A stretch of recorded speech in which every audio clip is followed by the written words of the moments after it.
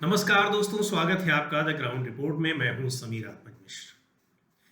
गुजरात के मोरबी में suspension bridge टूटने से जो दर्दनाक हादसा हुआ है, 141 लोगों के मरने की खबर की पुष्टि हो चुकी है।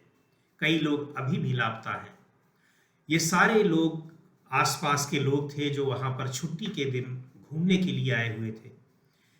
इनकी मृत्यु को लेकर के और ये जो पुल पर जिस तरीके से हादसा हुआ है उसको लेकर के कई तरह के सवाल उठ रहे हैं। पुल को पिछले 6-7 महीने से बंद किया गया था ताकि उसकी मरम्मत हो सके। उसके बाद उसको खोला गया।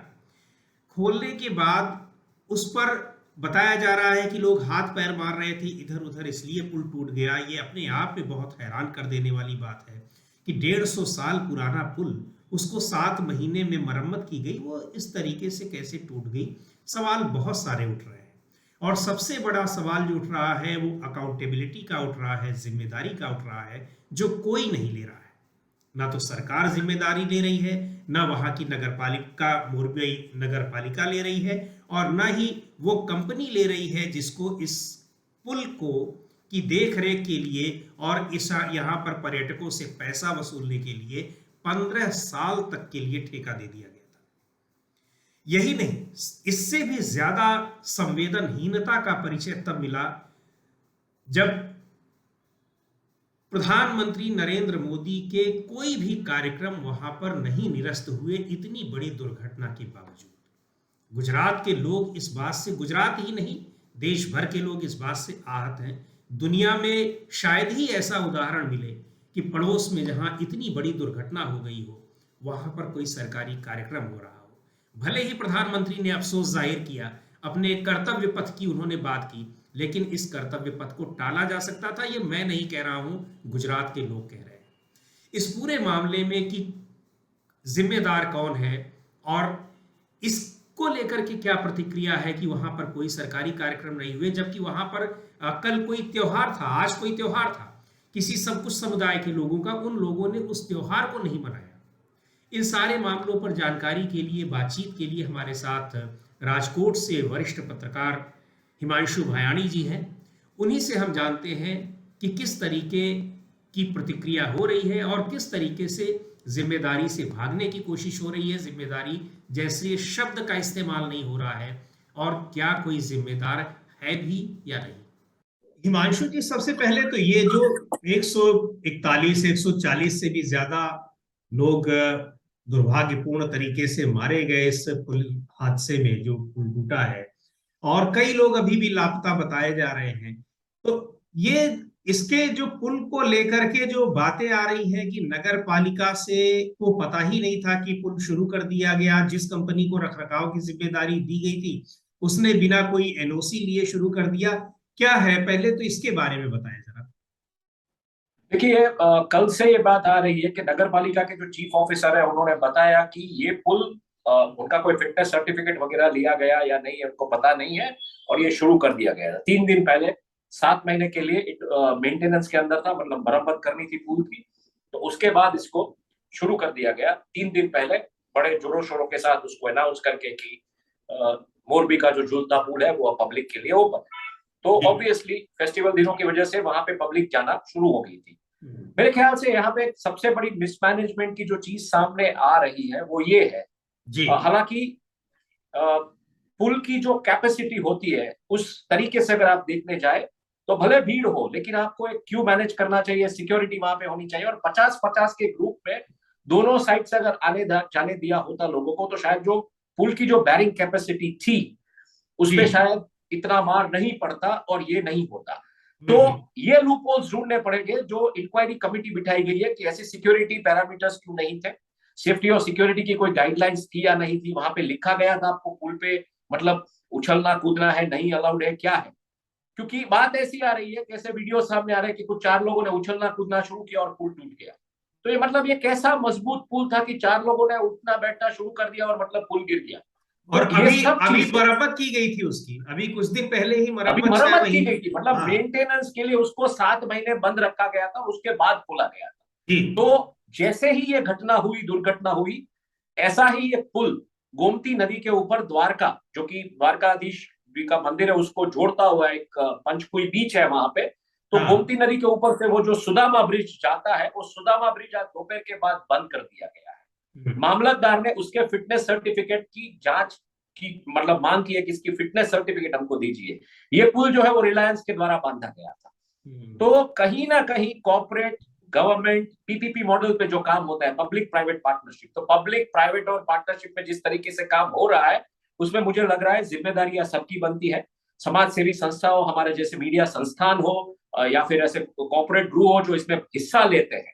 क्योंकि कहीं ना कहीं बात ऐसी आ रही है कि नगर पालिका के साथ जो कॉन्ट्रैक्ट हुआ था ओरेवा कंपनी का, वो 15 रुपए की टिकट बेचने का था और 10 रुपए की बच्चों की टिकट बेचना क्या था, जो 17 रुपए में एडल्ट का बेचा जाता था और 12 रुपए में मतलब छोटे बच्चों का। तो 2-2 रुपया पर टिकट पर पर्सन वो लोग कमा रहे हैं। तो देखिए, कमाई है ना, नहीं है, बट एटलीस्ट जिम्मेदारी लीजिए। समीर आत्मा जी, आज जो लोग मोरबी में जो मृत्यु का आंकड़ा आया है, जी जी, उसमें ज्यादातर बच्चे हैं। भारत का भविष्य थे ये बच्चे।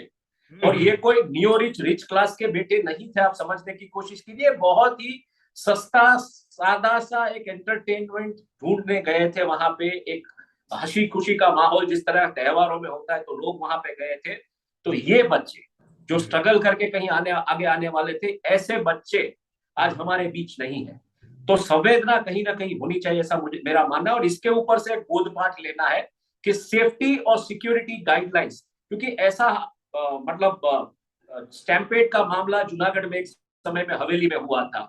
कहीं ना कहीं ऐसे मामले आते हैं और धार्मिक स्थानों पे खास करके छुट्टियों के माहौल में बहुत भीड़ होती है। तो इन सब चीजों से एक पदार्थ पाठ लेना है। लेस गवर्नेंस, लेस गवर्नमेंट मोर गवर्नेंस का मीनिंग ये नहीं है कि आप अपनी अकाउंटेबिलिटी से अपने हाथ धो दे, खड़े कर दे। अधिकारियों को अकाउंटेबल रखना चाहिए। इसके ऊपर पॉलिसीज होनी चाहिए। आईपीसी है। जब ऐसे हादसे होते हैं, सूरत में जब हादसा हुआ वहां पे, मतलब आपके पास फायर फाइटिंग की जो मतलब जो फायर फाइटिंग के लिए जो फायर व्हीकल होता है, वो वहां तक पहुंच नहीं पा रहा था, बच्चे कूद के मृत्यु हुए थे उनका। तो उस तरीके से ऐसा नहीं होना चाहिए, ऐसा मेरा मानना है। ऐसे हादसों से पदार्थ पाठ लेना चाहिए और पॉलिसी फॉर्म होनी चाहिए। यही तो सवाल उठ रहा है कि वहां पर अगर उसकी कैपेसिटी 100 लोगों को 200 लोगों को बियर करने की थी और सैकड़ों लोग लाइन में वहां बाद में लगे हुए थे, तो उनकी कोई देखरेख क्यों नहीं थी? और मान लीजिए कि प्राइवेट कंपनी चला रही है, लेकिन प्रशासन तो आपको तो हर जगह अपनी मौजूदगी रखनी चाहिए ना। बहुत बड़ा सवाल है। अभी आपने जो जिम्मेदारी की बात की हिमांशु जी, ये भी बड़े आश्चर्य की बात है कि ठीक है, वो आपने प्राइवेट कंपनी को उसको चलाने के लिए दे दिया, लेकिन सरकार में जिम्मेदारी जैसा शब्द नहीं आया। उससे भी ज्यादा दुर्भाग्यपूर्ण बात यह है कि सुबह से ही एक पुराना वीडियो चलाया जा रहा था कि कुछ लोग उस पर पैर मार रहे थे, उछल कूद कर रहे थे। और वो आज का कल का वीडियो नहीं था, वो काफी पहले का वीडियो था, क्योंकि उस नदी में जलकुंभी दिखाई पड़ रही थी। यानी सरकार को उससे बचाने की कोशिश है। और अखबारों मीडिया में भी इस तरह की हेडलाइंस आई कि जैसे वो पब्लिक की ही सारी गलती हो, सरकार की कोई गलती नहीं है। तो ये जो सरकार को जिम्मेदारी से बचाने की कोशिश, और सरकार खुद तो जिम्मेदारी लेने से रही, इसको लेकर के क्या कोई चर्चा है?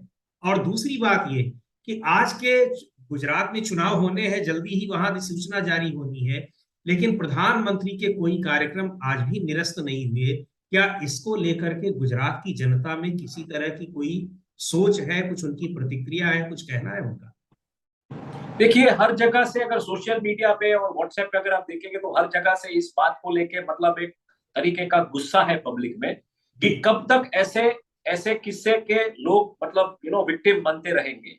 कब तक ऐसी सूरत की घटनाएं होगी या लट्ठा कांड होगा, कुछ ट्रेजिडी जो हुई, या ऐसे कांड रहेंगे जहां पे सरकार अपना पलड़ा झाड़ देगी और बोल देगी कि इसमें हम कुछ जिम्मेदार नहीं।